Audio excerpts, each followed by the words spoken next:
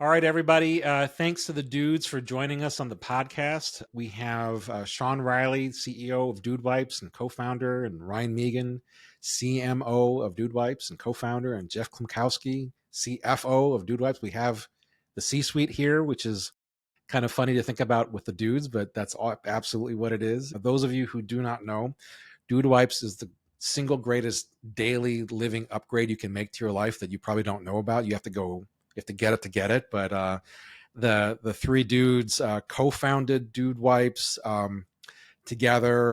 Or I'm sure they'll tell us a story as I believe childhood friends.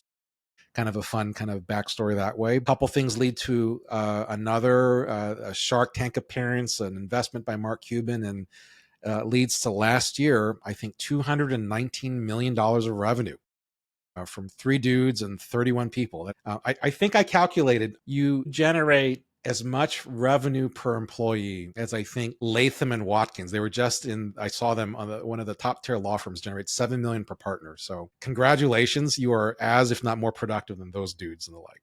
It's a good way to think about it. Never thought about it like that. Yeah. It's any kind of weird metric and data points seem to defy. So, go figure. How many butts did you wipe in the last 12 months or so, guys? 0.3 billion butts wiped last year. 3.3 billion. Yeah. Are you going to get like a big ticker, like a sign outside the office, like the McDonald's, billions and billions served? That's the goal. Yeah. Well, yeah, it's not a bad shout. I have to guess that 3.2 billion butts wiped is higher than the millions of butts kissed by the law firm that we talked about. But that's a whole story.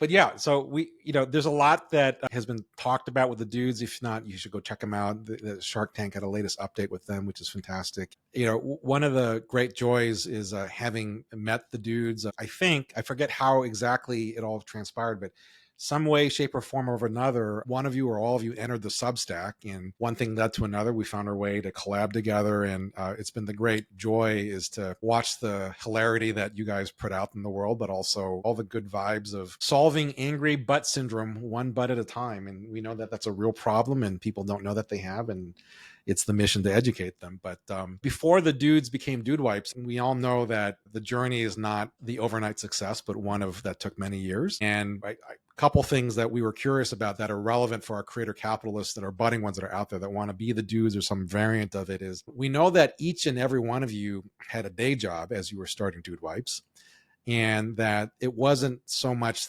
the simple narrative of you start Dude Wipes, you quit your day jobs, you push all the chips in the middle.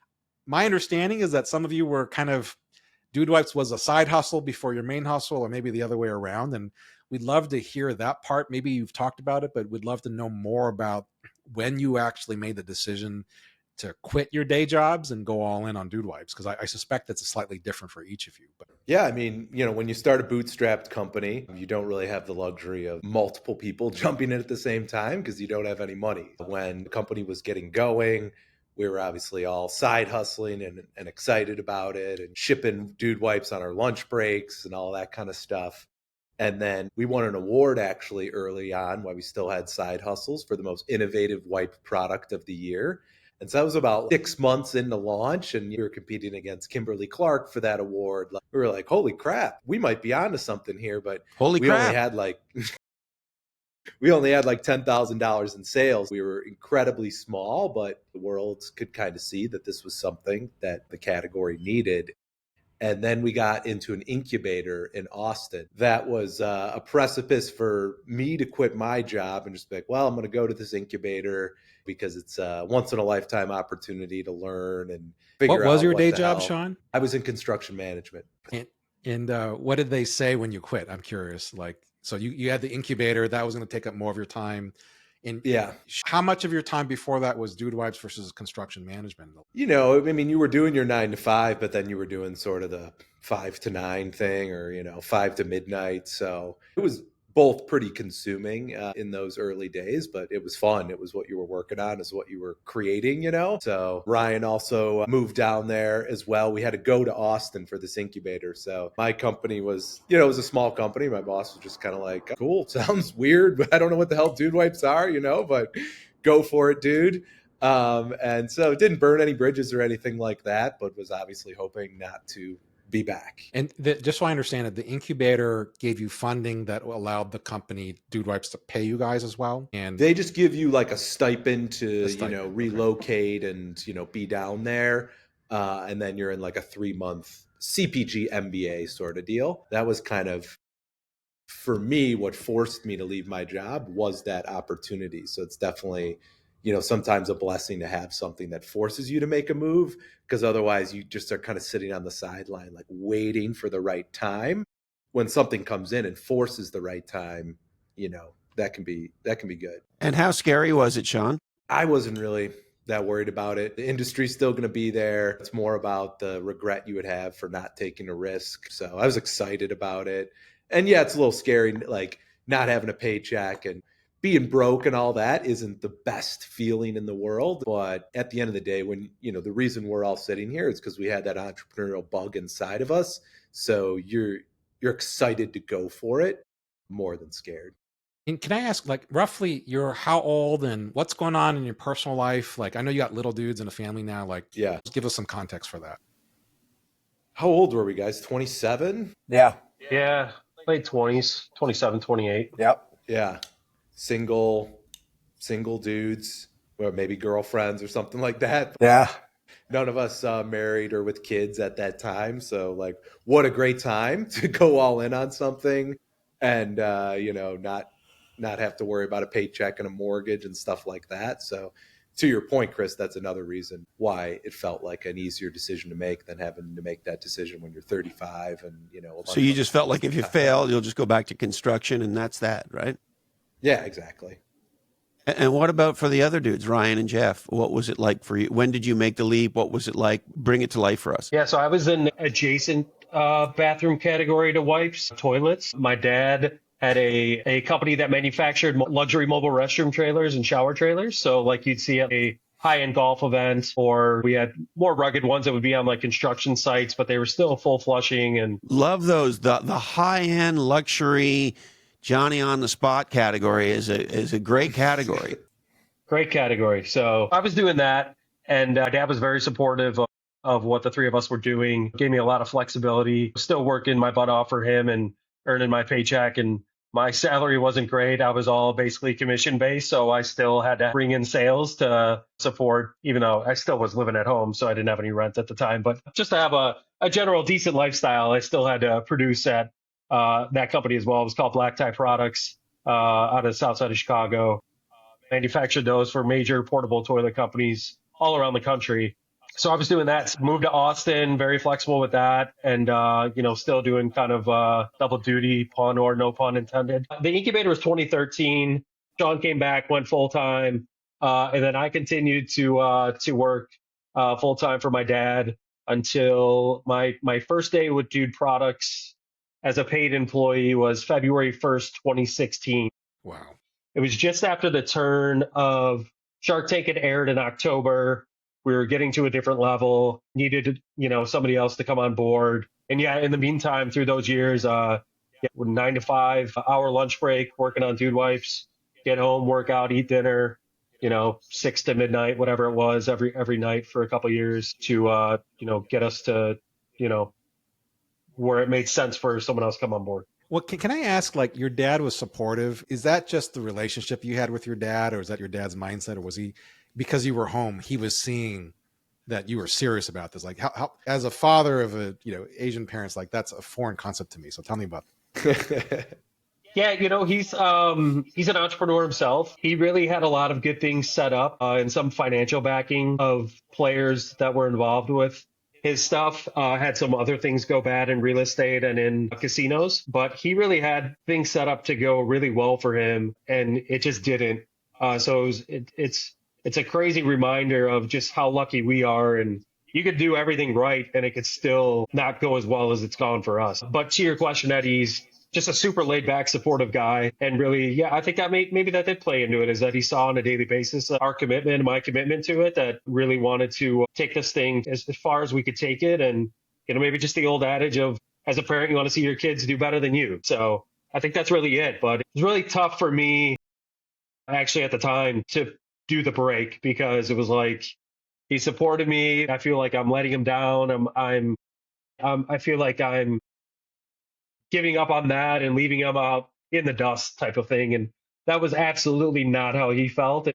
He reassured that to me a lot when it was happening, but it was tough at the time. And obviously it worked out. But yeah, had a great flexible situation. That's incredible. Yeah. And then last but not least, my story is that maybe a little bit different than Ryan and Sean. Is just growing up, I always wanted to be an investment banker. So it's like this weird thing that I used to make my... From what age? What age did you say I want to be an investment banker? Like, right after you wanted to be Batman, or when? Like freshman, sophomore year of high school. So I used to make my sister drive me to school, and she's a year younger than me, so we're very close. I used to make her drive so I could read the Wall Street Journal on the way to school. And so that was just like something that I grew up wanting to do. And I went to Indiana University on purpose because they have an investment banking workshop program that funnels people in there. And so that was just... Wait. I just want to make sure I understand. Yeah. I know you guys are childhood friends. Like, Sean and Ryan knew this about you as well at that time, or was this something you kept personal to yourself? Or I'm pretty sure Ryan used to make fun of me for walking in with the newspaper in the parking lot of high school. So Jeff was one of those rare guys in college where it was like, this is what I'm doing, where everyone else is, I'm going to try and fucking figure something out. Like, exactly. It was set. This was the plan, I think I still thought I was going to the NBA at that point. So Jeff had a lot more figured out than I did. So I went there, and then I ended up getting, like the job I wanted, and so I landed in Chicago at Deutsche Bank in the industrials group, covering industrial companies, M&A, capital raising, all a variety of stuff. So my role out of the get-go was really kind of like funding it pre-Cuban. Had 105 grand into this thing before we had 105 grand in revenue. So that was kind of like my role at first. Things started growing and continuing to grow. Obviously was working for one of the greatest people that I've ever worked for in my life, which has afforded me the opportunity to kind of do both. To this day, I stay in contact with him. I worked for him my entire career. This is a managing director at Deutsche? Yes, a managing director at Deutsche Bank that just thought Dude Wipes was the absolute coolest. You got to unpack this one, because this is not common. This is not common. Help me understand this. Yeah, my managing director. You got a big ding dong at Deutsche Bank to get fired up about wiping asses. He did. He believed in it. He was chasing me to invest, actually. And I had to politely, because we, after the Shark Tank thing, we didn't need the capital because we decided to get profitable. So I kept handing him off, but it was in a jovial way. But he just thought it was the greatest thing being involved in that. And it was something that we should continue to do and, continue to work, kind of straddle doing both, like in terms of like lining up banks for Dude Wipes and stuff like that and ensuring that we had enough capital. But in, 2020, just pulled the ripcord. And I talked to him and he was like, you're stupid if you just don't do this. You know what I mean? Wait, and then unpack. So 2020, so how many years of investment banking have you done at this point? So 2007 to 2020. So you had a real career here. Yeah. You weren't just a dude, eating burritos with your buddies. For sure. So 2007 to 2020. Wait, I want to double click here because so about this amount of time, my guess is you're facing am I becoming I don't know the Deutsche structure, but a partner level role or whatever. Yep.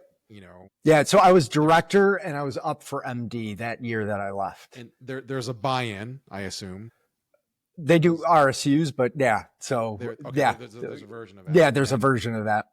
And there's certainly, having, as I've done it, like, and you were probably aware, you make that call, like if you say like, maybe I'll jump a year later, there's a real possibility you get to the next level and then you, like, the golden handcuffs just keep layering on and the like, right? Like, yeah. So was that easy to walk away from? I don't. No, I walked away from, no, that's a great point. So I had been accumulating deferred comp, along the way. So I walked away from just under 7 figures of deferred comp. That was mine. The only thing I had to do is just stick around to receive it, and it vested over, a vesting schedule. And then obviously, as you discussed, once you get that next level, those numbers start to accelerate more and more and more.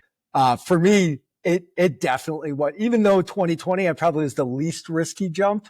I remember Sean talking to him right after I made the move, and he's like, "You can always go back. You can always go back, dude." And it was a good motivating thing. And I had other people throughout the bank. I had a very good relationship with them.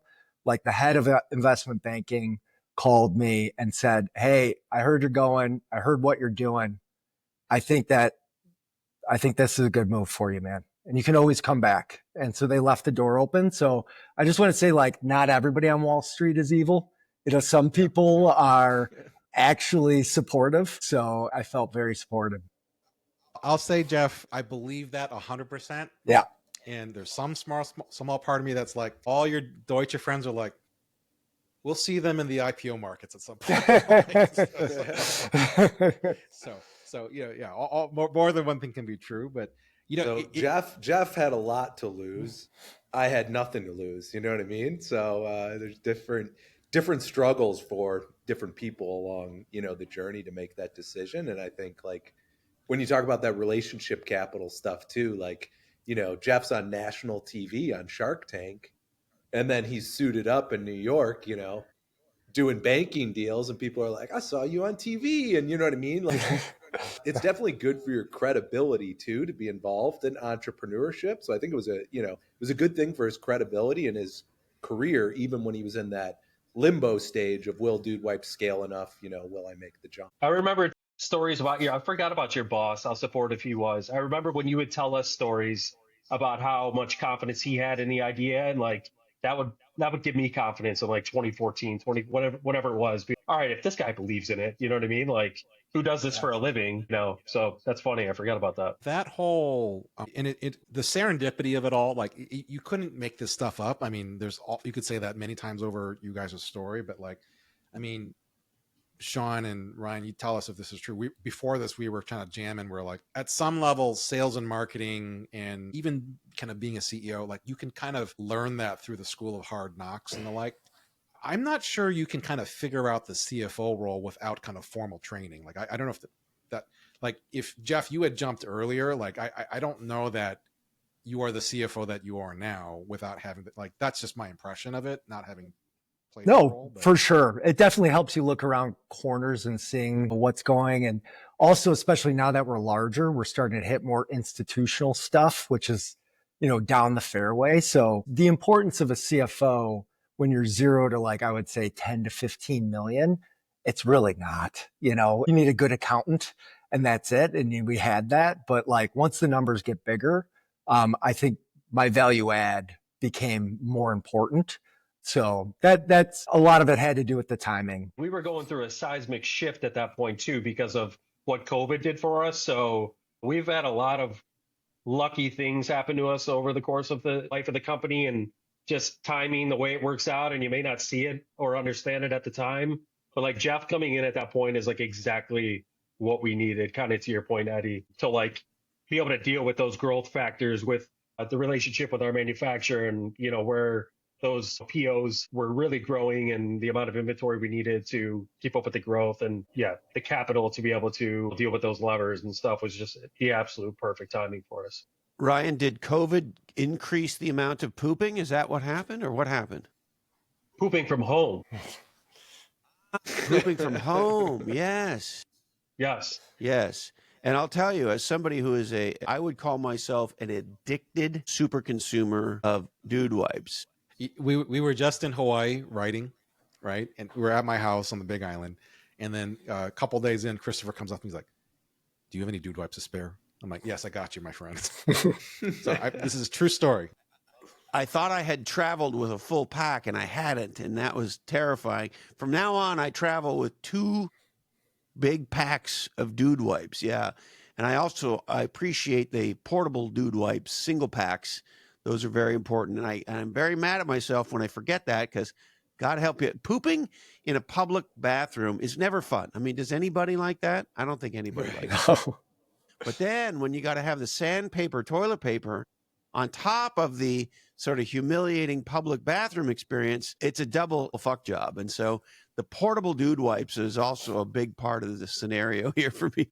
And yeah, we got an innovation coming out next month, the Double Deuce, which is 2 dude wipes in one of those single sachets. I need that right now. I'm traveling this So weekend. we'll get you them right away.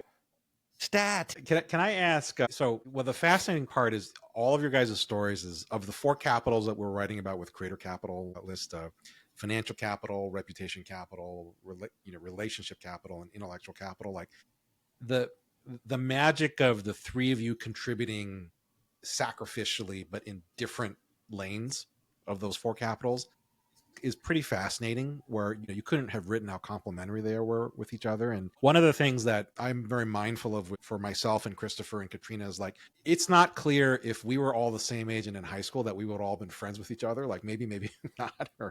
And it was really about stage in life when we met each other and kind of what was going on in our careers, and it, I think, allowed us to really build that relationship capital with each other, to build trust that we can do that. Like I'm just kind of curious as to how good of friends were you before all of this happened that allowed you to have this trust, where Jeff, you were putting up financial capital, and then Sean, you were really kind of going all in from a time perspective, and Ryan, the emotional cost of walking away from your father's business. Like this is all requires a great deal of trust, I imagine. I'm just trying to make sure we understand that going into it. Yeah, what I always like to say, and this is where I'm going to take credit for Dude Wipes, is I've known Sean since the 2nd grade, and I met Ryan later in life in the 4th grade on traveling baseball. So Dude Wipes would have never happened if I didn't introduce the 2 of them. So there we go. There we go. How's So, that for relationship? exactly. But we truly are lifelong friends. I used to play right field and Ryan was in center field on our traveling baseball team. So not only were we on the same team, but we were just gabbing out there in the outfield. So it is truly lifelong friends. It can get boring in the outfield playing 10-year-old baseball. So we had a lot of time to chat and riff jokes and all that stuff, and we used to have a lot of fun doing it. So, but that makes the question of what we talk about as your superpower. Like, what is remarkable is, I think we would all say, you are all world class in your roles, and it's rare. So the trust that you have, but and we don't say this lightly, but we have worked with world class executive teams, and you guys are at the top with it, and it's really remarkable to see it all kind of come together. But among all the things that you would classically trained from a finance and a marketing perspective and as a CEO, like it's the permission to play that you guys have that we've talked about. Like your ability to have fun and to say stuff that other people aren't is clearly one of the great strategic advantages that you guys have. And I don't know if that was a very intentional thing, or does that come from, it's just a natural extension of travel baseball from little kids or whatever. Like the fun aspect, like where does that come from? And we'd love also to hear, like, of the many things that have worked, do you have stories of, ooh, that one went a little too far, we got to pull that one back? Yeah, I mean, on the fun and entertainment aspect, like we had the entrepreneurial spirit, right? Which just not everybody has. You kind of can't fake that, We had the trust because we were friends, and so what did we like to do as friends? Like have fun together, entertain each other, make jokes. So Dude Wipes just became like a manifestation of that. But yeah, I've even been at a couple trade shows recently where it's like, Expo West, we have this huge butt and like inflatable butt, and everybody's making a scene. And it's like, we are really here to entertain at the end of the day. Like, it doesn't even cross our mind to execute something if entertainment and having fun isn't part of it, and almost take for granted that, at this point. But then it's like, wow, those guys had the coolest, most entertaining booth and blah, blah, blah. And it's like, well, we would just never even sit down and create a booth that we didn't think people would enjoy and draw out those emotions. So that it was just the mindset, like, hey, buddies want to have fun, so let's create a brand like that.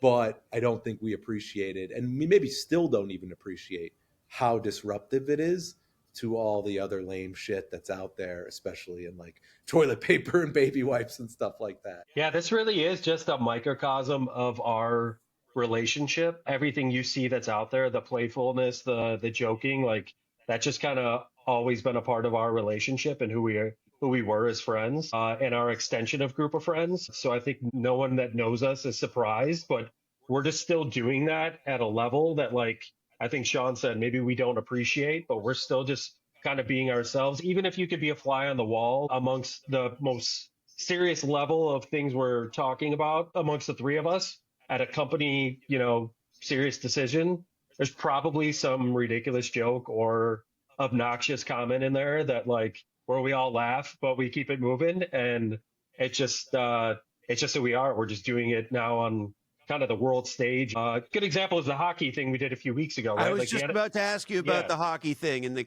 what was the saying? Keep your crease clean or something? Yeah, protect your crease with dude wipes. So Protect your crease. Yeah, so Tim Martin, who's with Gallagher Marketing, who helps me out on a lot of the deals, he's kind of like my right hand guy on the partnerships. Him and I went back and forth with the league for like 2.5, 3 weeks on different levels. Like, they really wanted to work with us. They're sales guys, credit to them. They bent over backwards to try and get things over the hump.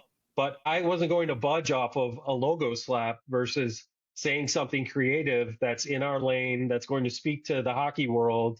And ultimately, it went up to Gary Bettman himself, the commissioner of the NHL, who approved it. And that's not the first time someone at that high of level has approved something that we've wanted to do. That goes for ESPN, that goes for some other leagues that I probably can't even think of, when that happened. But it's just us being us.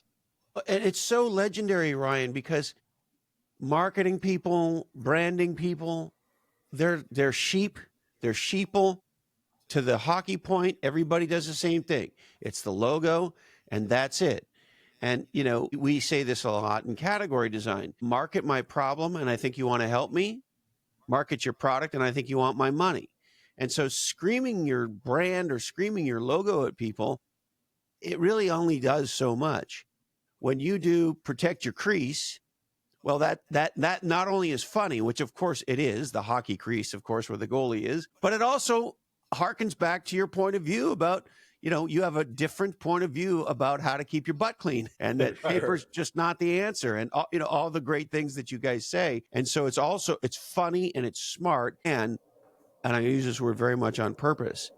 It's different. And you guys win with smart, funny, different.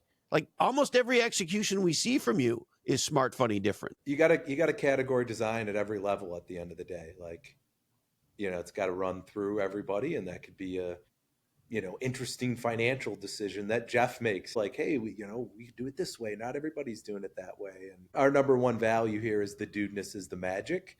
And like, when Ryan's talking about the hockey play, like that's where we just clearly see the magic just came to life. And sometimes you try things that they don't work, but you're always trying to like capture that dudeness and create that magic, because that's what no one else is. Well, I've said this, I think, to Ryan, is that the only other company that I've ever seen that has some of the similar DNA was kind of my Anheuser friends in the 90s, 2000s. And because like what was fascinating for me was you have the same fun playfulness DNA. Like, it's for them, their creative was largely about making other people in the company laugh, right? And particularly, some of it's the consumer. Like, of the 10 spots they would historically run at the Super Bowl, like 7 were for the consumer, 3 were for the distributors. Like, they clearly understood who their target was, and their super consumer was legally, thanks to prohibition. You have 3-tier distribution. You can't own distribution. So you'll appreciate this, Jeff. You can't own distribution. And so, you have 800 independent wholesalers that can do whatever they want. Guess what makes them motivated to stack Bud Light high and watch it fly is make them laugh. And that's what their goal was. And they would do that relentlessly. They understood the value was not, yes, they were moving beer. Yes, it had to be funny. But the goal was they had people amongst their peers who had created the frogs and the What's Up Creative and they were like, the goal is to create culture and set that bar. And that's what they were really trying to do. But as you said, Sean, the dudeness is the magic. Like, their fun kind of permeated through everything that they did, not only on the marketing, but probably the most under-discussed strategy move they made was with the wholesalers, was just giving a simple incentive plan of, the more cases of Anheuser stuff you sell, the more cents per case you're going to get.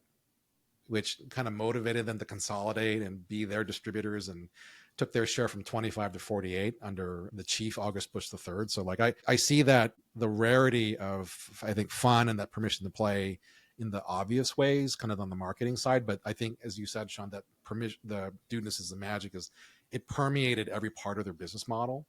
I can see that with you guys, with, the double deuce. Brilliant. One package, 2 wipes. You can charge more. I'm assuming you're charging more for it. It's all good on that perspective. And I need that this weekend, Sean. Come on. Speaking of, I think we should roll into some of the ideas here. I do have one question before we roll into the ideas. I don't know if you all have seen the mini book about intellectual capital and just kind of creating these assets that work for you, so you can scale the knowledge and scale your impact without necessarily adding a ton of time. And I'm kind of curious how all of you think about that and do that while also balancing promoting and sharing the company, right? Like Sean, for example, I've seen your unboxing videos on LinkedIn, and you're kind of promoting entrepreneurship and you're doing all that thing. Like Ryan, you're going out and giving speeches and you're kind of doing your own thing and sharing that. Jeff, I'm sure you're like sharing things that you do when you go to deals and you're meeting with people and you're having these kind of going to DC to change the law. There we go. There you go. Like, so I'd be curious to hear, because I think this is an important, we get this question a lot of, how do I balance like sharing my company and promoting my company's mission, but also sharing the interesting and unique things that I do within that company? Would love to hear your thoughts. Maybe Ryan, we could start with you. Sure. Yeah, I think and we do this from a philanthropic sort of side of things too, which is always had a place in my heart and our hearts. I think it's just about if you're constantly thinking about doing something kind of bigger than yourself, in the end, you're going to bring yourself along for the ride and accomplish a lot of the things and your goals and dreams that you've wanted to too. So as we've grown, being able to just use our platform to help, whether it's philanthropically or bringing along employees to do certain things and giving them more power, empowering them, taking over some of your daily responsibilities. So it can be in a lot of different areas, I think, both internally and externally. And from the speaking standpoint, it's just a lot of fun to tell our story, and just have had a lot of inbound and I don't really like public speaking, to be honest. I actually hate it. So it's actually quite ironic that I'm doing that. If you had told me this 5 years ago that I'd be doing a couple speeches like I did in the last 8 months, I would have laughed in your face and told you there is zero chance I am doing that.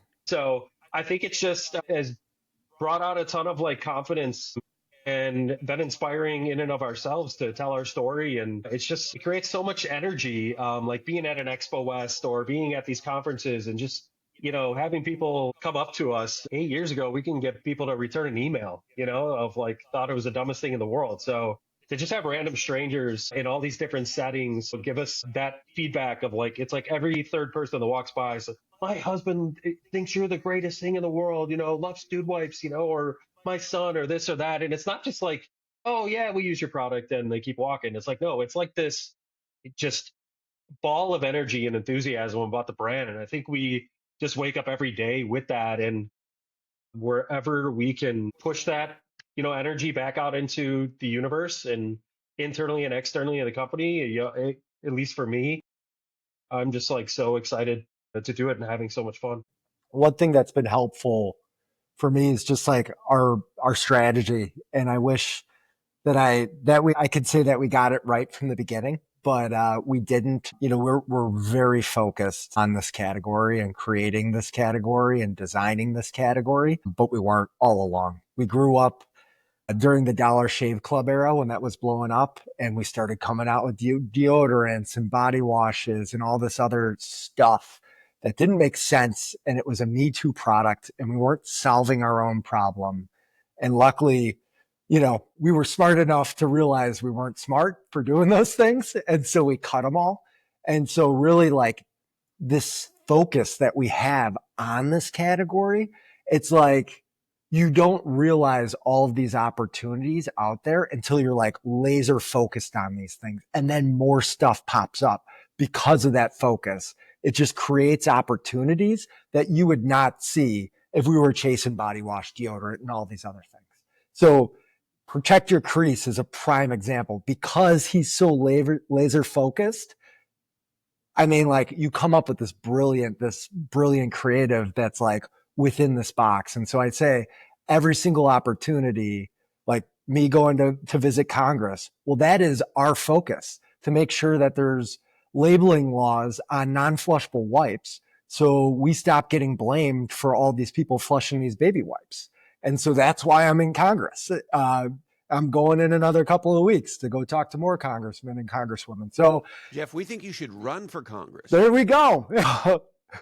So, by the way, if Dude Wipes was in Congress, we'd clean a lot of the shit out of there. There we go. I think both aisles would agree with that one. On both sides, yeah. on all sides. On all sides. Both cheeks. Both cheeks. Exactly, both cheeks. You can't leave one cheek dirty. So yeah, so I think the focus that we have within our organization is really drove like our ability to scale that efficiently and continue to grow the company. So I'm just curious, percentage of your sales, and I know it might be hard to know, but do you have any idea what percentage of your customers, super consumers, sales are to non-dudes? To non-dudes. Like women?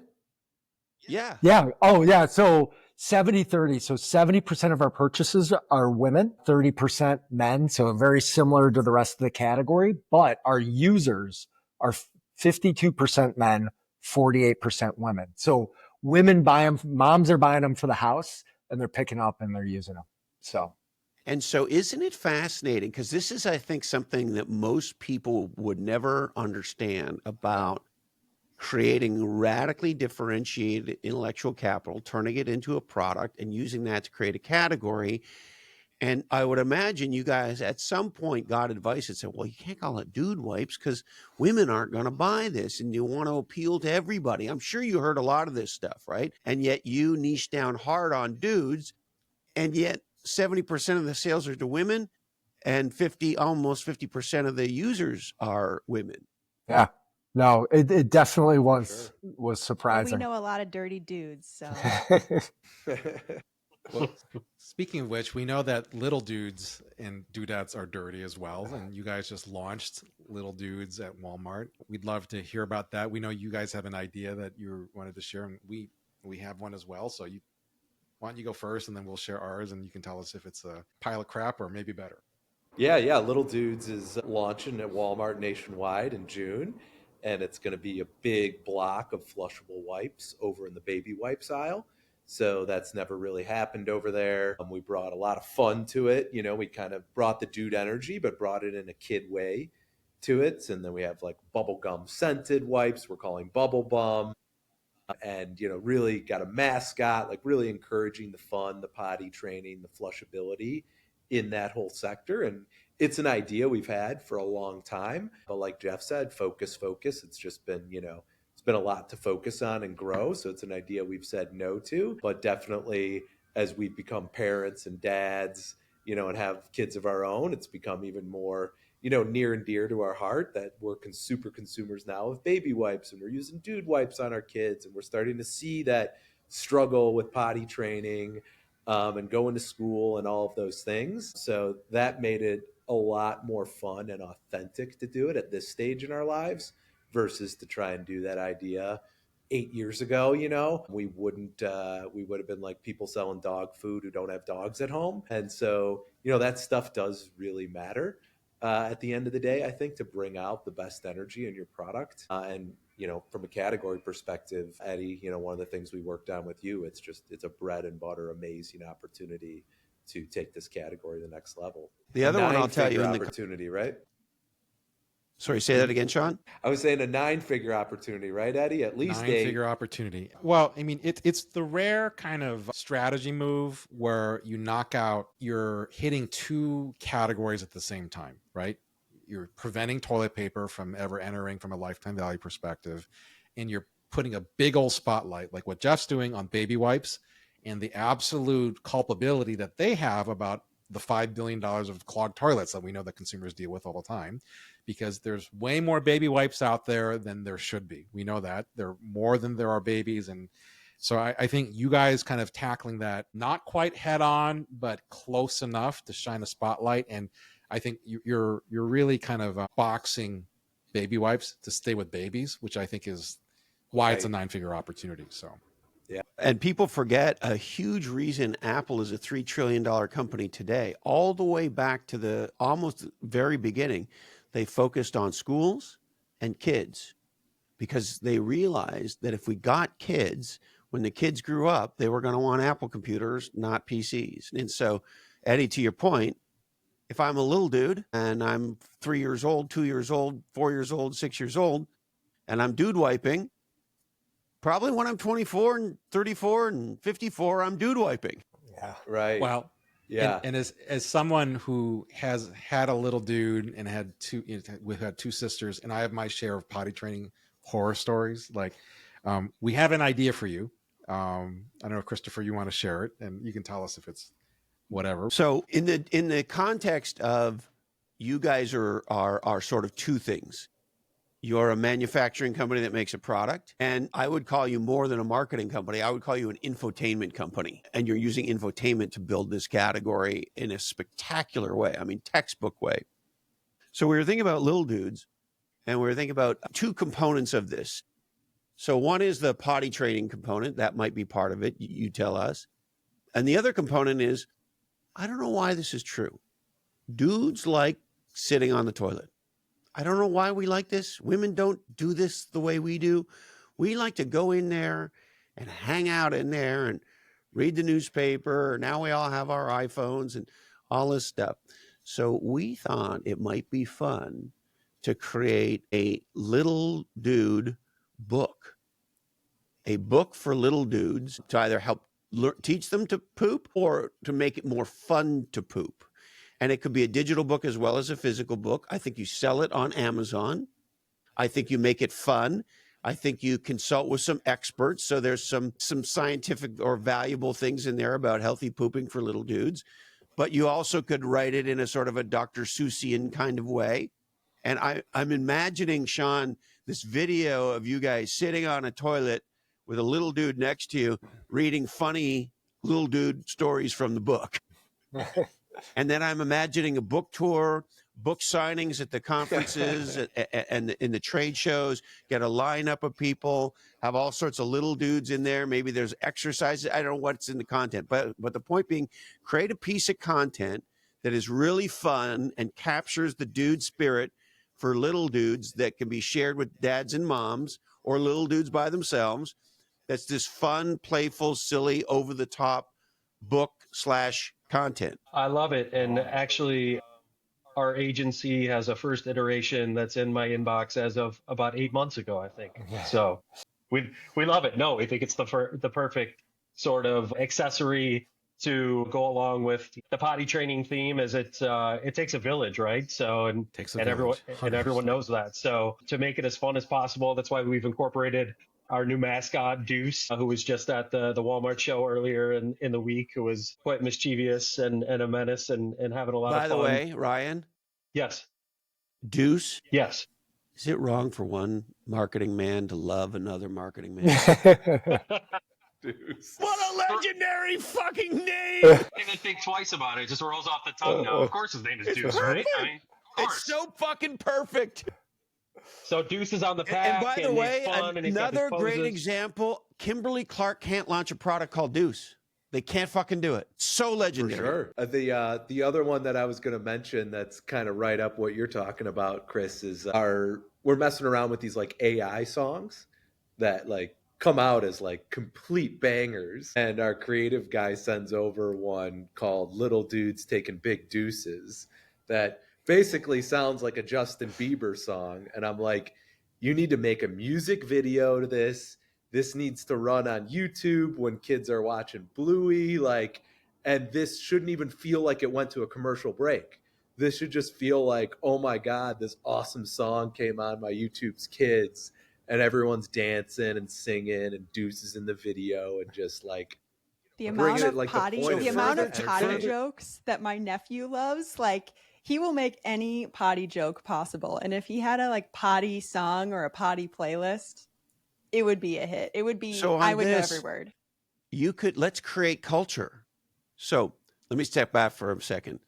My dear lost friend Tushar Atre, one of the things he told me early on in India, they have a word for the happiness you feel after you take a nice shit. And I believe, I might be mispronouncing it, but I think it's Sauchinin. I think it's Sauchinin. And there's no such word in the English language. So, because when you take a nice shit, it is a joyous feeling during and especially after. And so I wonder if we could create the Deuce dance. And there's like there's a dance that Deuce does after he takes a shit. And we could teach all the little dudes to do the Deuce dance, like kind of make our own Macarena. And then we could, to your point, we could have an AI where the kid could sit down and easily create their own Deuce dance. And to Katrina's point, there could be the Deuce dance music, and then you could create your own Deuce dance music as well. Do the Deucey. I love it. Do the Deuce. Do the Deucey. Guys, I think that's a good end point. We're going to end with this. We're excited to meet Deuce and all of the fun things that are going to come along with that. Just when we were rolling with the shit jokes, Katrina, we run out of time. Just got one done. I'm here all day. I'll talk shit with you guys all day. But we really appreciate your time. And where's the best place for everyone to kind of stay in touch with all three of you, and then also just learn more about Dude Wipes and see all of the shenanigans you're up to? Yeah, I think our big socials are Instagram, Twitter, TikTok. Those are probably the best places to watch all the fun stuff we're doing. And we're at Walmart, Target, Amazon, Sam's Club. Those are the best places to get your Dude Wipes. And yeah, you could hit us up on LinkedIn. We're always looking to network with good people and find good opportunities for the company. So we get a lot of good interaction there too. And guys, we just got to tell you, we fucking love everything about you dudes. We love the product. We love the category. We love the branding. We love the packaging. We love how you smacked fucking Amazon when they tried to rip you off. We love all of it. You guys are legendary, and it makes us happy that you're in the world selling over $200 million worth of Dude Wipes, cleaning over 3 billion asses a year. Everything about you is legendary, and we just love you. Thank you. Hell yeah, guys. Appreciate that very much. Keep showing us the way. We appreciate everything you guys put out, and all the thought you guys put into it makes us think and sharpen our pencils. Yeah.